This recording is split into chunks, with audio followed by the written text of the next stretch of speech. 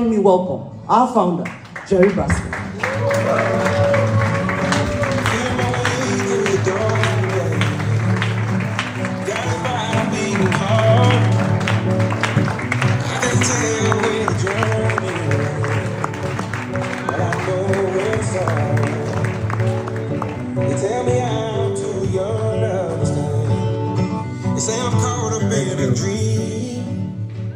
Wow.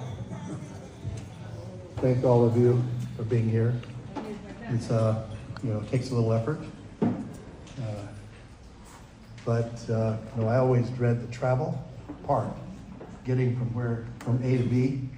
But when I arrive, then I'm so happy that I put up with that. I've really enjoyed the comments from all of you this morning. Thank you, Charlotte, Hafiz, the others who have made told a little bit of their story. I will tell you, I'm going to tell you a little bit of the story of NeoLife and a little bit of the story of myself, and I'll tell you how I prepared for this morning. And that is two comments last night. Drew McDermott, one of the comments was when you started the few comments at our gathering, and you said that God has had his hand on NeoLife from the beginning. Yeah. And so I listened to that. I didn't think too much about it. I then went over and I was drinking a glass of water and standing at that stand-up bar there area. And so, and Kendra was there, and it's quite normal for me to ask Kendra, is there any one thing you would like for me to emphasize in my talk? And sometimes it's quite normal for her to give me something. If we're in a market where recruiting is a little bit slow, she'll tell me to make a few comments about that. Last night was different. She said, thought about it. She said, I want you to talk about whatever the Holy Spirit leads you to. That was my instruction. Okay. So I go to my room with Susan, and I was woke up multiple times during the night, and with part of whatever I'm going to tell you today, what I'm going to talk about. It was, and I will, I think that the core of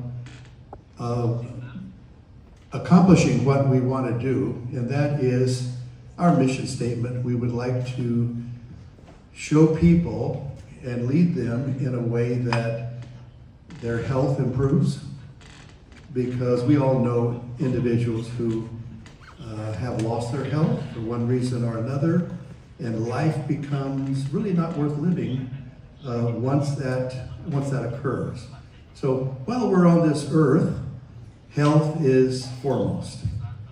And then also, we need to somehow be able to get ourselves out of just the sea of humanity that is flowing along, where people end up at our ages, most of us, and end up broke and dependent upon something, and poor health, and all the rest of the things that go with the things that our governments tell us to do, okay?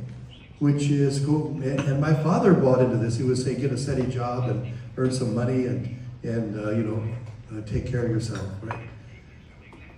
So anyway, I believe at the core of us changing ourselves and helping someone else is there has to come a time when we switch from knowing about something, knowing about nutrition, knowing about the marketing, and actually believing and you know, actually become radicalized about believing in what we, and once we do that, then our words, our actions take on a power and a strength that we didn't have before, okay?